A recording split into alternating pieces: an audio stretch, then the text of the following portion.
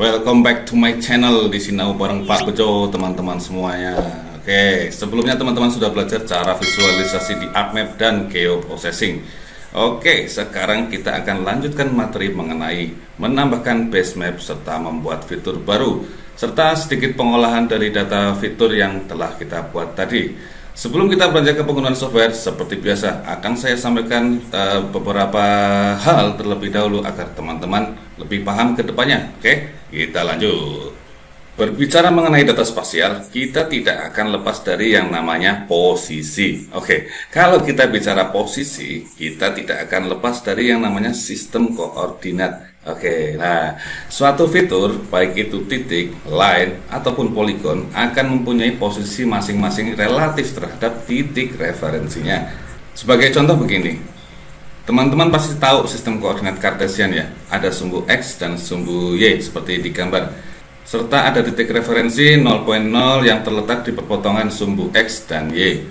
Misalkan saja, ada titik A dan titik B. Titik A mempunyai posisi koordinat XY di mana nilainya 10,10, sedangkan titik B mempunyai posisi koordinat XY di mana nilainya 30,30.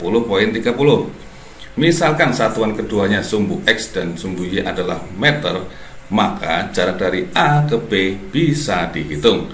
Ini adalah contoh paling gampang untuk menentukan posisi suatu fitur A dan B terhadap titik referensi 0. Kemudian ada sistem koordinat geografik atau yang biasa kita sebut Geographic Coordinate System atau biasa kita singkat dengan GCS ya. Berbeda dengan sistem koordinat Kartesian tadi, GCS ini tidak hanya memiliki sumbu X dan Y, tetapi ada tambahan yaitu sumbu Z. Sumbu X dan Y adalah posisi suatu fitur, sedangkan Z merupakan ketinggian dari titik referensi. Nah, di GCS ini unit yang digunakan adalah angle ya, atau sudut, bukan satuan matriks. Untuk posisi Y dinotasikan dengan lintang atau latitude, untuk posisi X dinotasikan dengan bujur atau longitude. Ini adalah sistem koordinat global di mana semua fitur dapat diposisikan menjadi satu bagian bola bumi. Oke, sebelumnya mohon maaf bagi para penganut sistem bumi datar, mungkin kalian bisa skip aja materi ini karena ini mungkin gak dibutuhin kalian ya. Oke, kemudian ada proyeksi peta, yaitu cara bagaimana kita membuat bidang bola bumi menjadi datar, di mana yang paling terkenal dan biasa digunakan adalah sistem UTM. Kita lihat saja penjelasan video mengenai proyeksi peta ini. To portray the surface of the globe on a flat map, geographers have developed geometric methods called map projections. Map projection. The simplest map projection consists of surrounding Earth with a cylinder Jadi and having each bola point of its bumi surface didatarkan correspond to dengan a point bidang on the cylinder. proyeksi silinder. This is called a cylindrical projection. On a map made using cylindrical projection, the parallels and meridians are straight Nah, lines that bola intersect at bumi ini right dibagi angles. menjadi grid-grid ya. The continents, on the other hand, are distorted by the projection. Although the representation of the Di intertropical daerah zone is close to ekuator reality, ini the distorsinya polar sangat regions are kecil. broadened Tapi disproportionately. kalau di daerah kutub No map ini projection distorsinya can sangat portray the besar. globe by both maintaining the proper area Nah, tidak ratios ada yang bisa and not distorting the mempertahankan secara contours. sempurna ya, baik bentuk maupun The choice of ukurannya. projection type depends on the user's needs. Nah, pemilihan proyeksi peta tergantung dari user masing-masing. Oke, terakhir kita akan belajar mengenai pembuatan fitur baru dengan cara digitasi atau menggambar langsung di software, baik secara online maupun offline base map. Kemudian kita akan belajar mengedit feature serta beberapa kalkulasi dari feature yang kita buat.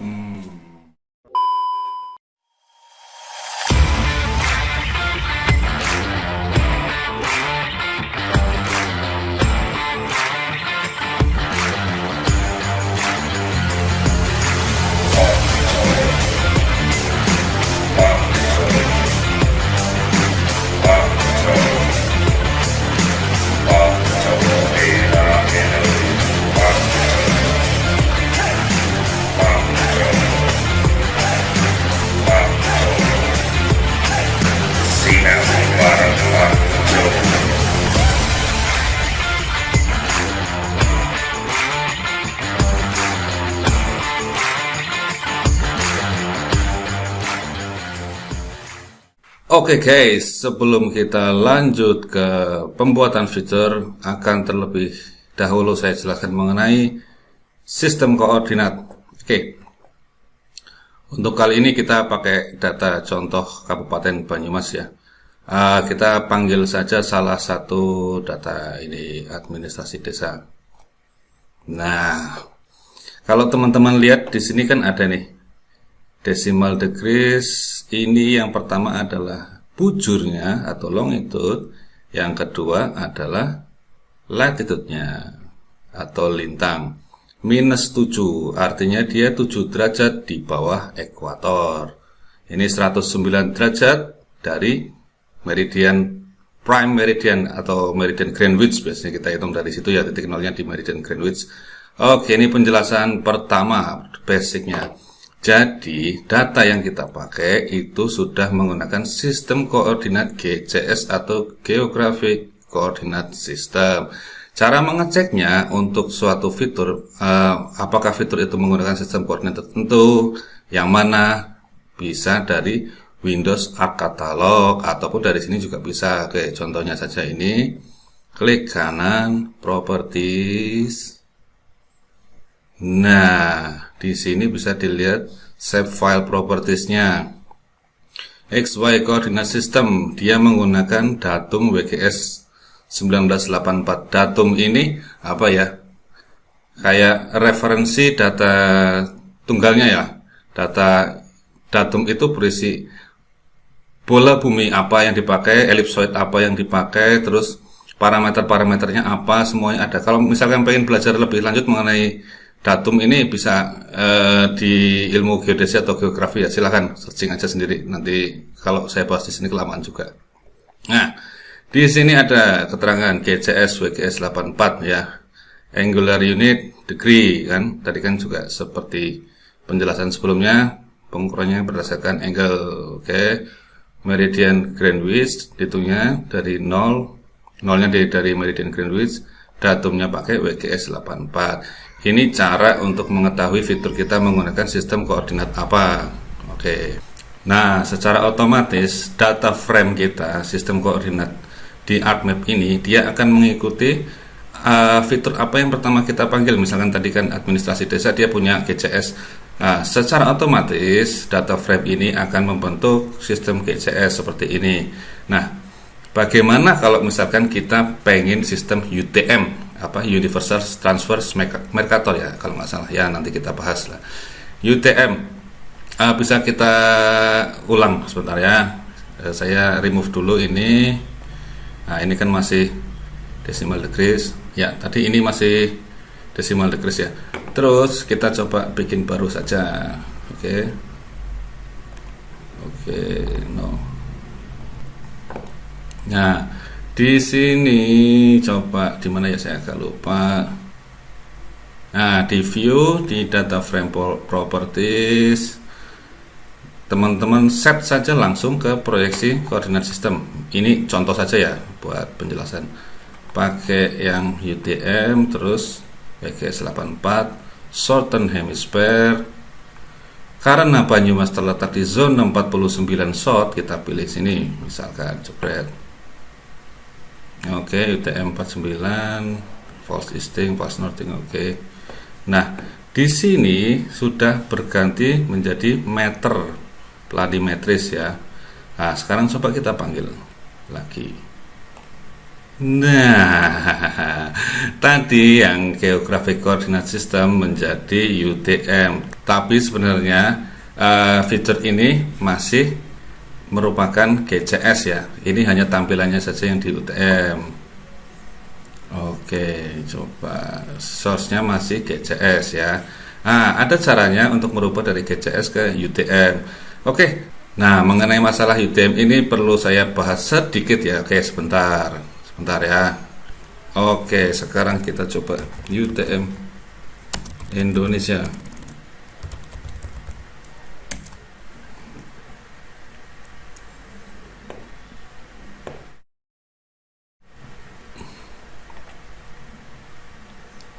Pembagian zona UTM Indonesia per provinsi dan kabupaten. Nah, ini Indonesia dibagi menjadi 1, 2, 3, 4, 5, 6, 7, 8, 9. 9 ya.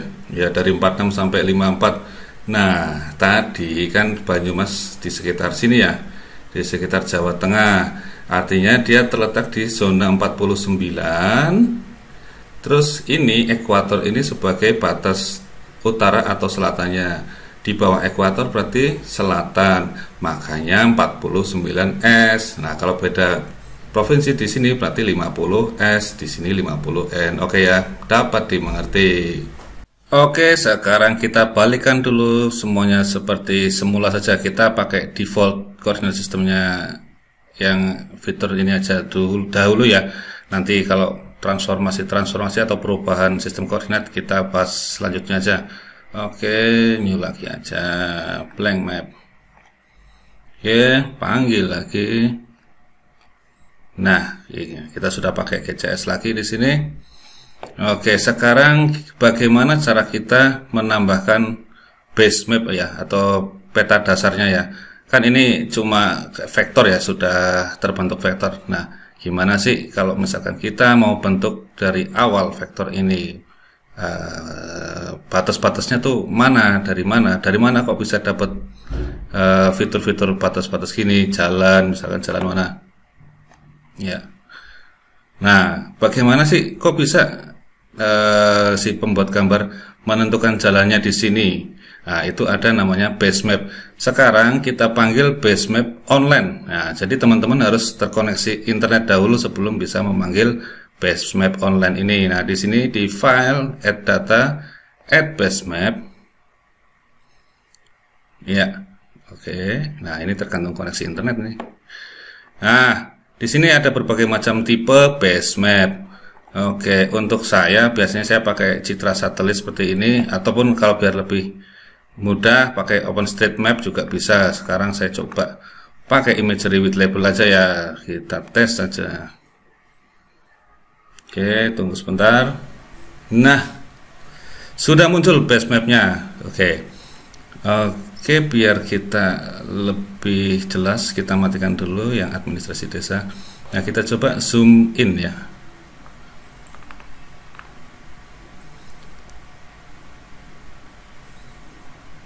Iya, oke, sudah muncul. Nah, sekarang coba saya rubah simbol jalannya. Oke. Nah, kalau teman-teman lihat, nah di sini kan ada, kalau kita matikan, nah ini kan ada jalan ya. Nah, ini ada jalan. Nah, si pembuat pet data ini mendigitize atau menggambar itu berdasarkan base mapnya. Nggak tahu kalau yang pembuat data ini base mapnya apa, tapi yang jelas ini sudah mendekati keadaan sebenarnya ya. Posisi jalan di sini memang ada jalan di sini. Iya. Oke, sekarang kita akan coba membuat fitur SHP baru. Oke, saya minimize dulu. Saya bikin folder aja di sini ya. New folder digitize. Oke, kemudian klik kanan, ada new, kita pilih save file langsung saja, create a new save file. Nah, sudah muncul window create new save file. Kita ketikkan saja digit pemukiman, misalkan saja pemukiman ya, kita mau digit pemukiman. Feature type kita pilih yang polygon. Nah, di sini kita samakan saja seperti data aslinya. Nah, pilih Geographic Coordinate System, Word, WGS 84, GCS, WGS 84 ya. Oke. Oke, secara otomatis akan muncul di sini digit pemukiman, di sini juga muncul ya. Oke, kita lihat dulu apa data yang tadi kita bikin ya. Kita lihat atribut tabelnya. Nah, masih kosong sama sekali. Oke. Sekarang kita belum bisa ngapa-ngapain. kecuali kalau kita masuk ke mode editor. Nah, saya perkenalkan di sini ada toolbar editor. Ini sangat penting ya. Jadi kalau bisa ya selalu ditampilkan. Kalau misalkan suatu saat kepencet, kok hilang? Tenang saja, kita tampilkan saja lagi. Yang penting tahu tadi namanya editor. Editor. Nah, oke. Sebelum kita mengedit, pastikan fitur ini dalam kondisi editable. Artinya bisa diedit. Nah, start editing, kita pilih digit pemukiman. Oke. Kalau teman-teman perhatikan kursor saya sekarang berubah menjadi segitiga hitam ya. Ini artinya saya dalam keadaan editable. Coba cek lagi dulu. Ya, ini masih kosong, tapi tadi kosong, ini sudah muncul satu baris ya. Nah, sekarang kita mau bikin feature, create feature. Nah, kita klik dulu digit permukiman, pastikan terpilih. Nah, kita mau coba digit area pemukiman. Bisa pakai pen kalau teman-teman mau, tapi saya biasanya pakai scroll tengah. Nah, agak digeser gini sedikit. Iya, sini saja, ini saya close dulu. Oke, biar lebih luas tampilannya saya close tadi katalognya. Oke, jangan lupa di sini klik digit pemukiman, di sini juga polygon ya. Nah, sekarang klik saja di sini. Sini saya matikan dulu aja. Nah, klik.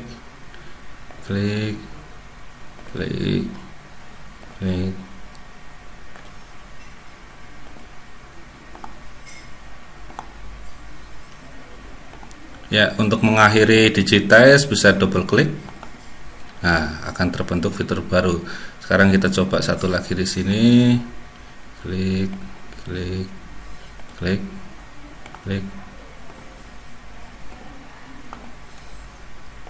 Nah, untuk mengakhiri double klik atau finish cut juga bisa. Nah, oke. Sekarang bikin lagi aja ya di sini satu. Oke, saya percepat saja. Saya nggak terlalu akurat untuk digit karena ini hanya sebagai contoh. Oke.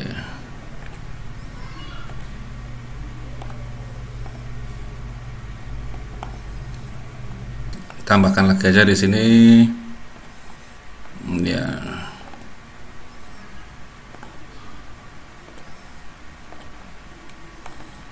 Nah, oke, selamat teman-teman. Teman-teman sudah bisa membuat create feature baru bertipekan polygon. Oke, sebentar.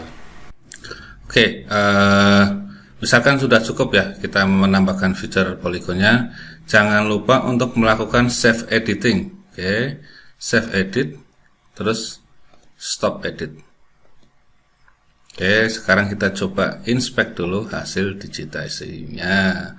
Open atribut tabel. Nah, di sini sudah terbentuk 1, 2, 3, 4, 5, 6 ya. 6 fitur polygon baru. Oke, kenapa sih kalau video kemarin kan jangan lupa kalau clear selection ya, setelah memilih selalu biasakan clear selection. Kadang kita masih dalam kondisi editable ya. Misalkan, nah kalau kita lupa untuk mengclear ini, terus kita masih dalam kondisi editable, ini bisa menggeser atau merubah posisi dari fitur-fitur kita. Misalkan kepilih ini jebret, terus masih dalam kondisi editable, nggak sengaja kegeser, nah kan posisinya berubah. Nah, makanya biasakan selalu di clear selection. Oke, kita undo aja, undo move tadi, terus save edit lagi aja, stop editing. Sekarang akan kita coba tambahkan kolom baru di sini. Jadi kita akan menambahkan atribut data untuk save file yang kita buat. Kalau misalkan teman-teman masih dalam kondisi editable, kita nggak bisa menambahkan kolom ya. Misalkan ini, nah dia akan disable. Oke, untuk menambahkan kolom harus di stop editing dulu, baru bisa add column. Oke. Nah, sekarang kita ketikkan nama Nama saja lah, sudah cukup kan, contoh saja. Nah, tipe datanya teks panjangnya. Nah, tipe datanya teks, panjang karakternya 50. Oke. Oke, akan terbentuk kolom baru. Oke. Nah, tapi kita nggak bisa nambahin data ini karena kita belum ke mode editable. Jadi kita kembali ke mode editable. Oke, kita kembali ke mode editable. Nah, sekarang baru bisa diisikan. Misalkan kita isikan RT1 gitu ya, RT2,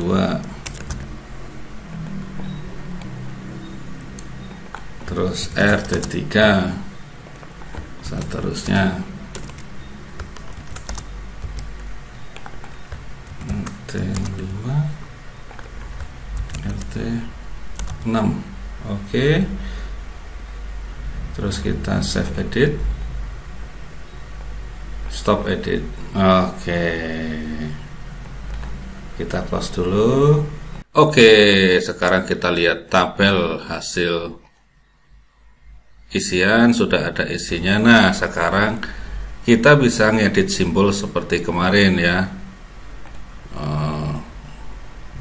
Kita mau menampilkan tiap-tiap RT-nya, contohnya kayak simbologi, kategoris, unique value berdasarkan nama RT, add all value, apply. Nah, sekarang teman-teman sudah berhasil membuat satu fitur dengan atributnya dan dengan tampilan masing-masing tiap wilayah. Nah, kita tampilkan tabel labelnya, label berdasarkan nama RT. Oke, play saja, label feature. Nah, sudah muncul nama-nama RT tiap wilayah, misalkan saja. Oke, buat PR ya, buat PR teman-teman, silakan teman-teman bikin feature baru bertipekan line atau polyline, garis ya, kayak jalan, bisa digit seperti tadi contohnya saya. Terus bikin poin. Nah, tipe data poin tiap titik-titik, nanti silakan atributnya terserah teman-teman masing-masing. Silakan, ini buat PR aja karena untuk mempersingkat videonya saja ya, biar teman-teman juga makin pintar. Silakan bikin masing-masing. Oke, sekarang kita mau sedikit editing feature yang kita buat tadi ya. Oke, kita kembali ke menu editor, start editing, digit pemukiman. Oke, saya matikan dulu base mapnya ya, biar nggak terlalu berat. Nah, oke, nah ini kan jadi ringan. Nah, teman-teman di sini, misalkan kan lihat nih, RT1 sama RT4 areanya kan luas, lebih luas dibandingkan yang lain ya, 2, 3, 5, 6. Sekarang misalkan terjadi pemecahan RT, guys ya, kita bisa pecah poligon ini yang RT1 sama yang RT4. Caranya ini ada tools cut polygon. Nah, there is no selection. Nah, ini makanya dipilih dulu yang RT1. Nah, oke, close aja juga nggak apa-apa, terus baru di cut. Nah, misalkan saya potong dari sini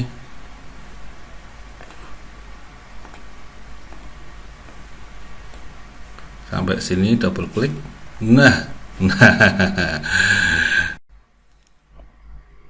oke, coba save edit, terus kita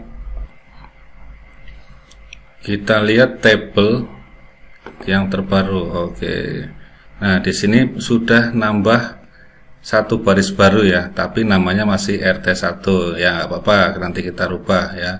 Terus kita coba yang RT4, kita juga akan edit, kita select RT4, close dulu, udah ya, terus cut polygon.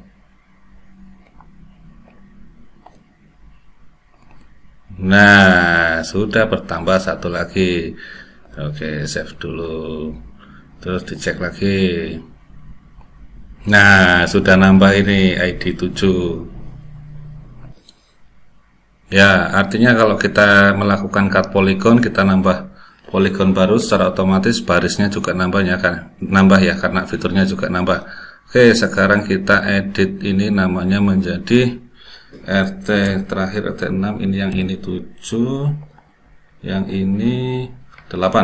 Oke. Oke, enter. Close saja. Clear selection dulu biar nggak berubah. Oke, nah, save edit, stop edit. Nah, simbologinya agak kacau ya tadi karena kita melakukan editing. Kita tampilkan lagi aja.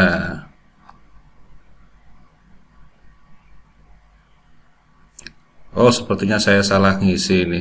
Ini masih RT1, ini RT1, ini malah RT7, dan ini RT8. Oh ya sudah, kita benerin dulu ya. Misalkan start editing.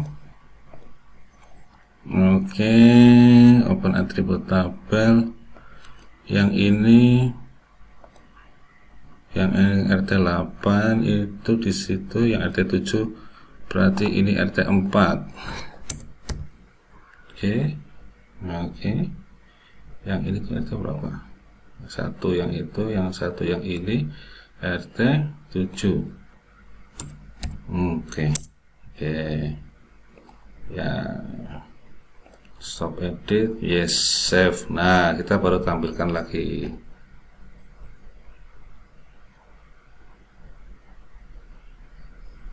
Simbology, unique values, add all values lagi. Oke.